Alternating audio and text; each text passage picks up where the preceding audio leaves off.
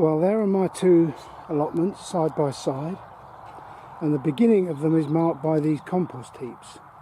However, the big news this evening is I've just spoke to the landowner, and he's offered me up, and I've accepted, a little more land, which starts here at these blackberry bushes, which produce a wonderful crop every summer. So I'm rather pleased with that, because possession is 9/10, as we know. And the land runs across from this grass in the foreground here, where that old rotten cardboard is sitting, and luckily the ground is already in not bad condition, across to where my allotment ends over there. So this, I think it's a gooseberry bush. Actually, it might be a blackcurrant bush. I'd better know that, hadn't I? I'd better have a look at that. To where the end there. So that's about another 4 or 5 metres, extending the width of both of my plots out to, as I said, this rather ugly grass hump here, which will be gone soon, I can assure you. So I'm rather pleased with that. It hasn't added very much on to my annual rent, which isn't a great deal anyway. It's very reasonable. So yeah, good news. I have spoke to him previously about getting the third plot, the rather ugly, completely neglected plot next to me, which I'd love to sort out. But the chap who rents this has rented it for yet another year, and I'm suspecting he'll do nothing with it again, but that's his business. So yeah, I'm very pleased. These two rather sinister looking drums will have to go. But yeah, more work to do. Fantastic. So, as for the rest of the plot, let's have a look at it. These broad beans are doing okay, actually. There's a few nibbles out of them from the slugs. We are infested here. The ground is very heavy, and slugs are an absolute nightmare on these plots. But as long as the plants are healthy and they're starting to move away from the ground, and within a short space of time, hopefully the slugs won't be a problem. The ones over here next to the Swiss chard are a different matter altogether. I suspect there's just a lot more slugs in this plot, but as you can see here, I mean, that plant isn't going to survive, and the rest of them look awful. What a shame, after they were such healthy plants coming out of the greenhouse. But as I've mentioned before on previous videos, that's what happens on organic ground where you don't use pesticides.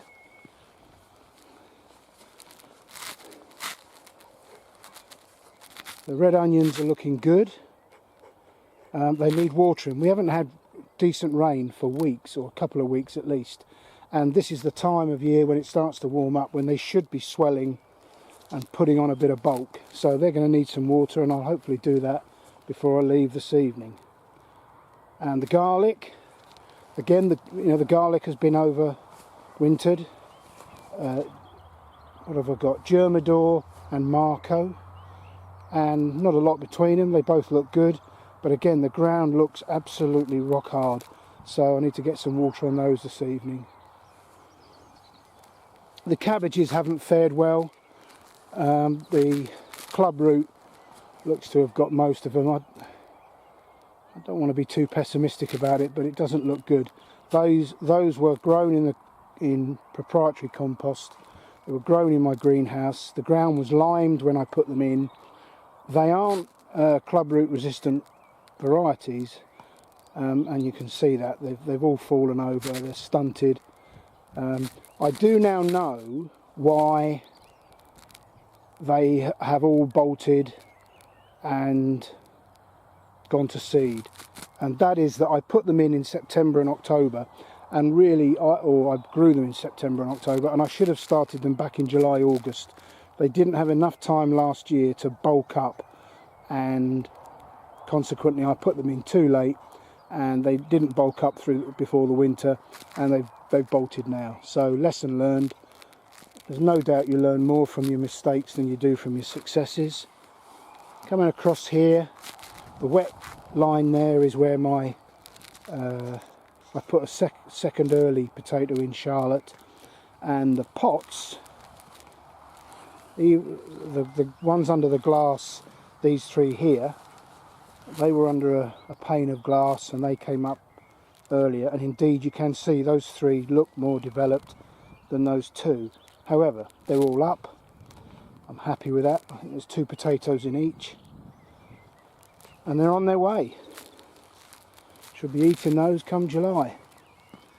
The daffodils have been a treat, and I've planted some annual flower seeds in these troughs just to provide a bit of colour down my border.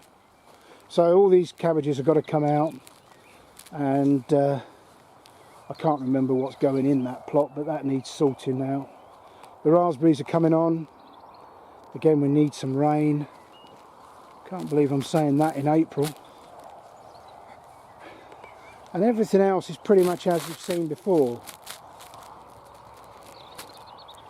The dahlias, this is the flower plot up here that Cheryl insists I have, quite rightly. The dahlia tubers have come out of storage in the garage, and they're all in, and I've given them some water earlier this afternoon. We popped up for an hour just to get some water on some things. And they're left to their own devices. They'll either come or they won't. They're, I guess, about 5-6 years old, each one of these dahlias now, so they don't owe me anything. And if only half of them come up, we'll have a lovely display come the summer. The pond still looks nuclear radioactive green. However, there's a bit of colour. I've just noticed that. I think that's called a marsh marigold. And that's adding a bit of colour to the pond other than the lime green water. And I haven't been up here for 5 days, so haven't had a chance to look for the tadpoles. Let's have a look. No. Ah, yes, I've just seen a tadpole. They're bulking up. Soon have back legs on them. Excellent. And I've just cut the grass, and if you get no time for anything else on an allotment or in a garden, you cannot beat mowing the lawn, or in this case cutting the grass. It makes a world of difference to the whole plot. Just one last thing, one of my friends on one of the other plots on Saturday took off the coverings on my carrot tubs, and we shall now see. I would hope to see some germinated carrots in about a week's time. We shall see.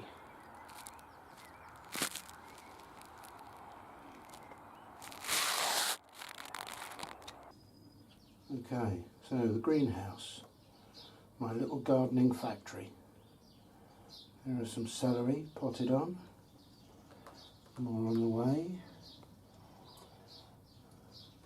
Market more 76 cucumbers. Strange how 3 have come up in a row and the other 3 haven't. Don't understand that.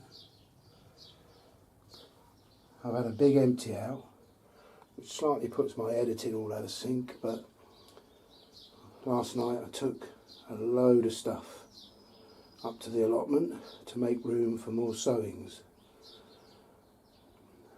So my little rack there, California Wonder peppers on the top, Boltardi beetroot, Leon leeks, the Ladero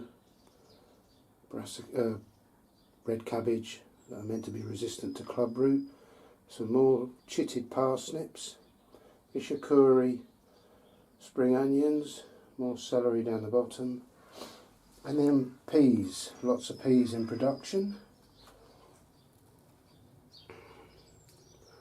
Gotta paint that back fence, sorry about the background, but yeah, the peas are doing well.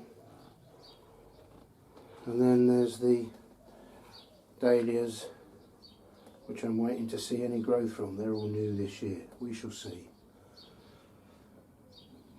and then all the tomatoes, which seem to be doing quite well despite the fluctuations in temperatures in this greenhouse. You know, today's set to be about 20 degrees, last night was 6 degrees, but while they're not thriving, it's not doing them any harm. Sweet corn waiting to come up, and then mystic French beans from kitchen garden. So yeah, it's all going here. Very pleased with it all, and now I've got a bit more space so I can put some more stuff into seed trays and get it in here for the warm weather ahead. Happy Easter, everybody.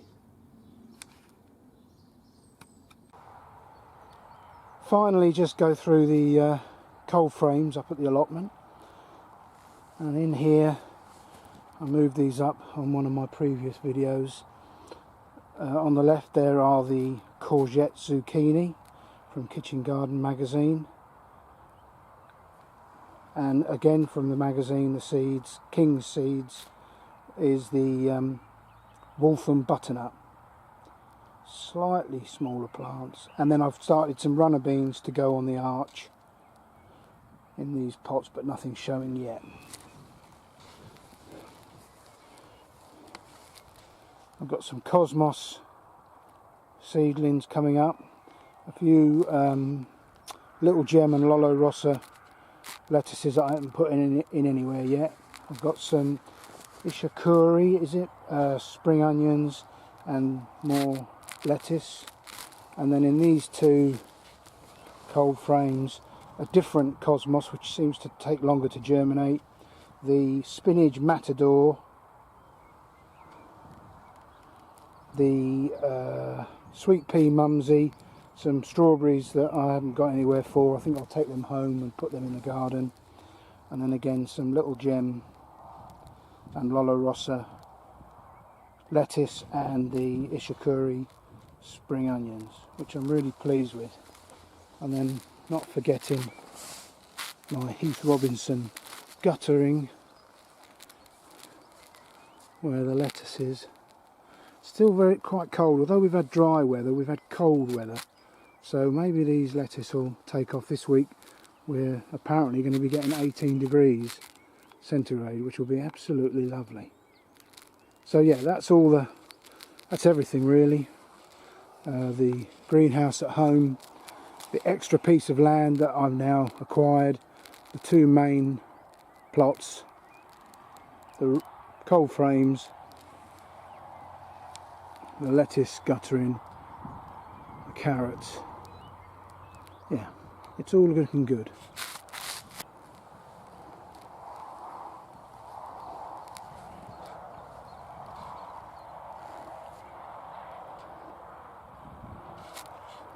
Willow is amazing stuff. I cut these sticks, stuck them in the ground to make a frame, and look at them. They're growing better than anything I've put in a seed tray. Fantastic.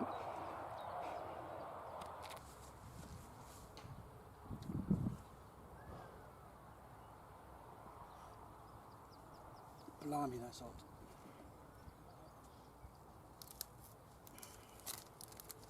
Okay.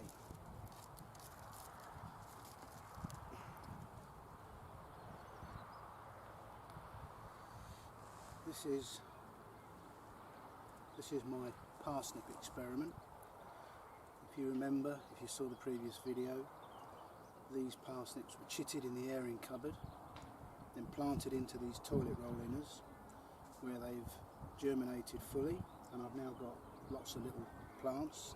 It's the variety Tender and True, and today I'm going to plant them out, and they're going to be on their own. So I think I'll start by just tearing off that little bit of the collar, and we'll see how they get on. But the ground is absolutely solid. We haven't had rain for a few weeks now. There is some forecast next week, but the ground is rock hard. But we'll see how they get on. I'll show you exactly what I'm going to do in a moment when I've drunk my cup of tea.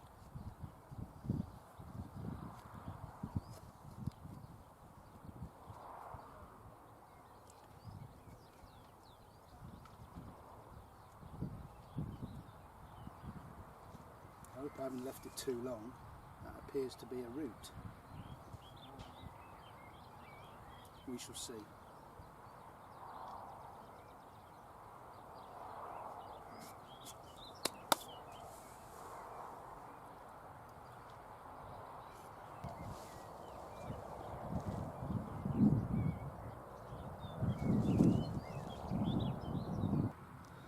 Okay, that's 2 rows, 14 parsnips in all, of tender and true, sown on the 21st of March, and today is about the 20th of April.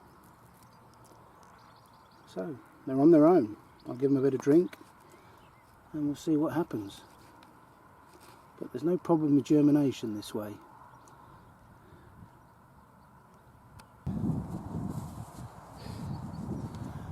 Right, it's a couple of days since I did the allotment walk around, and since then I've taken a lot of stuff out of the greenhouse and I've moved it up here, as you can see, and a big net goes over this so it keeps the birds off and the butterflies, and they'll stay in these pots now for another week or two before I put them out, because I need to buy some enviromesh netting to put over them when I put them in, otherwise the pigeons will just eat the lot. So these are here for a little while, all well labelled. As I've said to you before, if I don't label things, I forget what they are. And just to prove my point, popped to the garden centre today and thought, now I've got that little bit of extra ground, I could grow some more main crop potatoes. And they had them loose, you fill a brown bag, and I brought them up here. Of course, I put them in the brown bag. Brown bag doesn't have a label, so I don't know what these are. I know they're blight resistant, but I don't know what variety they are, so I'm going to have to go back to the garden centre and look on the box. That is typical of me. Still, doesn't stop me getting them in the ground, and that's what I'm going to do now, after I've had a cup of tea.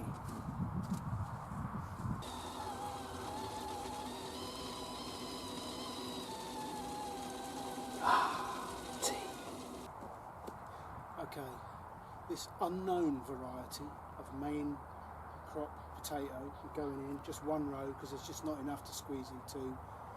It's better not to squeeze them in, better to give them more space to get bigger potatoes. So one row.